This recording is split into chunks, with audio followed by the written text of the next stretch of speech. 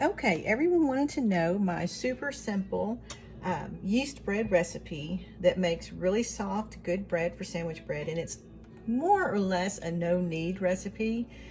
You'll have to put it on the counter eventually and turn it a few times, but no 5 to 10 minutes kneading.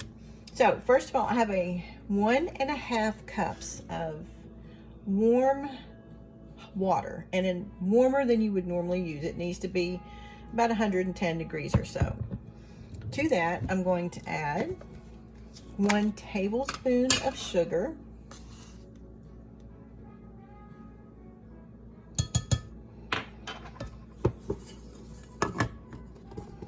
and 1 tablespoon of yeast. We're going to proof our yeast.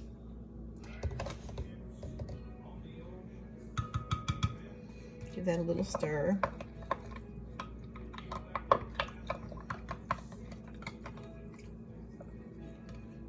Kind of mix it in. It doesn't have to be perfect. Okay. I'm going to let this set for about 5 minutes. And then once I know that it's good yeast, I'll show you step 2.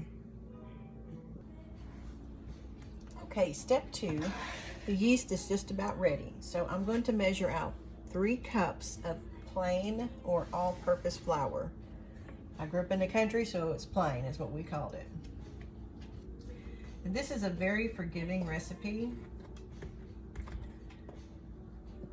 It doesn't have to be exact. You don't have to worry about sifting your flour. That's a half. 1.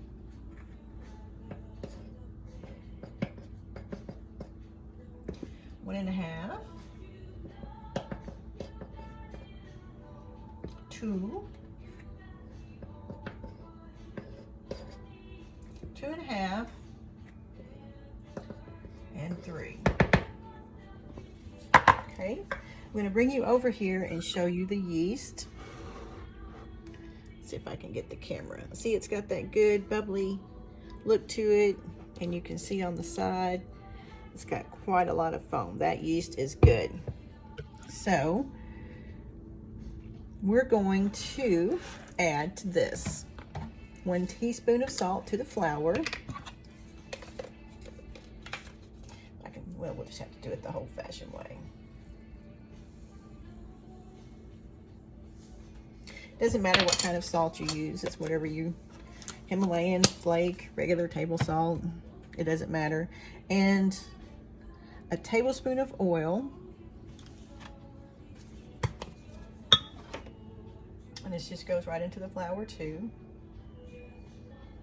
Doesn't matter what kind of oil you use. If you want to use olive oil or a regular corn oil or vegetable oil, it doesn't matter. Now, let me get my whisk real quick. I will be right back. Okay, I wanted to give you guys another little tip you can do if you want. It's completely optional. This is buttermilk powder. I buy it because we don't keep a lot of buttermilk in the house to drink. I do use it in cooking. If you want, you can add a tablespoon of that. Like I said, it's completely optional. This is a teaspoon, and 3 teaspoons is a tablespoon. So I'm just going to throw that in the dry ingredients. Now, and then all you do is you pour your yeast and water mixture into that.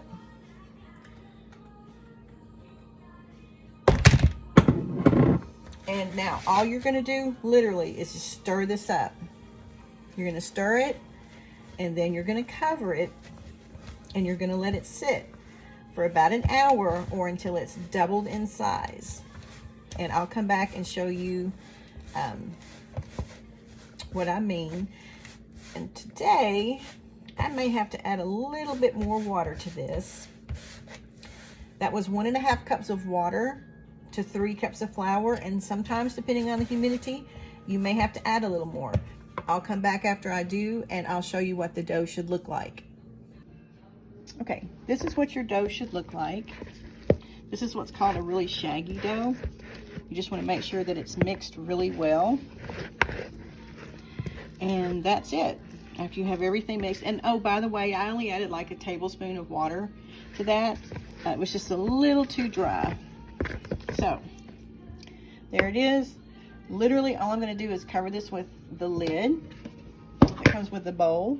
I'm going to cover this loosely, and I'm just going to let it sit for about an hour until it's doubled in size, and I'll come back and show you.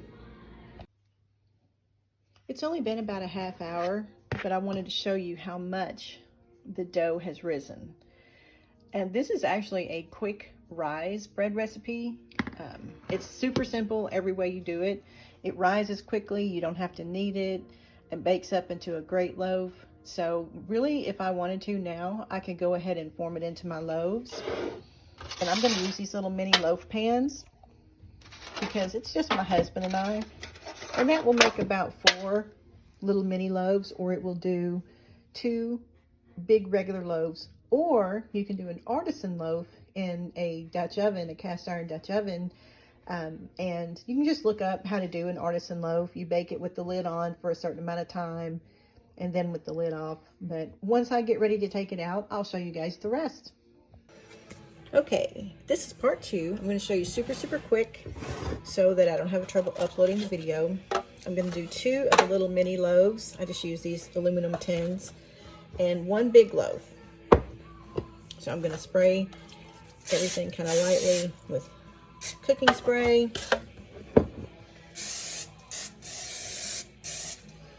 Now this bread has risen in only a little over a half hour. It's a quick rise recipe in addition to being no knead. Look at that. Look how much that's risen. Okay, so super quick.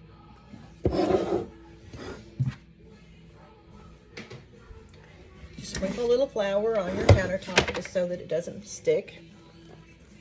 And you might have to use a little more, but for the most part, you're just going to turn this dough out onto the countertop.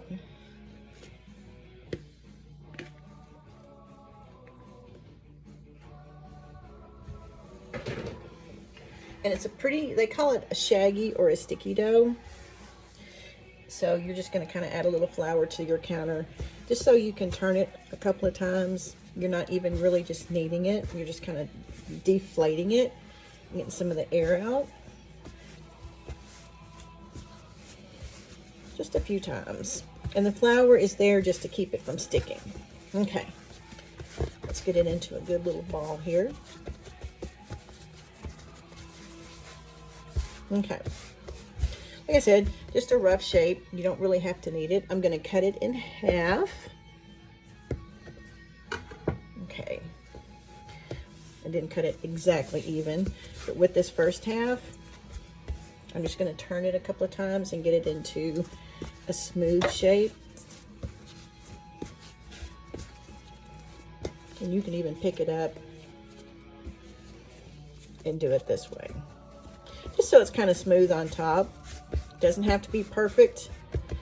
All right, just a little loaf. I'm going to put this piece in the big loaf pan, and I'm going to cut this second half into 2 equal pieces. I'm going to do the same thing, and these are going to go into the small loaf pans. So I'll end up with 1 big loaf-ish, 1 big-ish loaf and 2 smaller loaves. See? I'm just going to do super quick. I don't know how long of a video YouTube or TikTok lets me upload. Still kind of getting used to doing it and kind of new. Like I said, it doesn't have to be perfect. I'm going to set these out on the counter. They're going to do their second rise. It'll probably take another 30 minutes to an hour. You're going to cover them with a towel in a warm spot. Let them rise, and then I'll show you what they look like before they go in the oven and after they come out. Okay, our little breads have risen. Pretty much more than doubled in size, and it's only been a half hour, 40 minutes. I'm a little impatient today because I have to go to town in a bit. Oh, and I did change out that 1 loaf from that clear glass pan to this one. It was a little small for some reason. So I'm going to stick these in the oven at 400 for about a half hour. You just want them to get that dark golden crust. Then I'll take them out and show you what they look like from the oven. You can brush these with melted butter, egg white, milk. You can spray a little olive oil on them, whatever you want. You can also take a knife and cut if you want. For an artisan loaf, I probably will do that. Just make a little small X. It lets the steam out as the bread bakes and gives it a little pretty top. So, all right, I'll show you guys what they look like when they come out of the oven. Okay, here they are. It was probably 40-ish minutes at least that they were in the oven. Let me show you how much they came up over the top of the little pans. I sure wish you guys could smell this. Anyway, so I baked it at 400 degrees, like I said. And I made one kind of big-ish loaf and then 2 little tiny loaves. These make rolls. You can do just anything with them. It's such a good, easy recipe. And it came together in 2 hours, maybe 2.5 hours. That's it. You can have fresh homemade bread. So thank you guys for watching, and always comment and liking my videos. I appreciate everyone.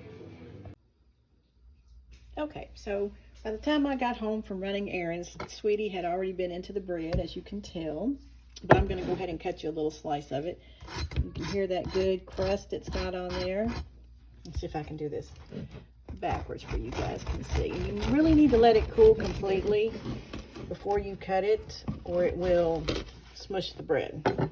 So, here's what the bread looks like. Good sandwich bread. Good and fluffy on the inside. And of course, I had the questions about yeast, which, you know, like I said, the recipe's super forgiving, so whatever yeast you have is going to work. But because it wasn't in a container, and there were some who couldn't see what it was, this is what it is. Fleischmann's instant dry yeast. I buy it in it's 2 1-pound packages. I get it at Sam's because I bake a lot. So anyway, so here's what the bread looks like. It makes cute little sandwich bread. He'd already eaten a little piece, but it's soft, fluffy, but it still has that good crust on it. So there you go. Questions answered.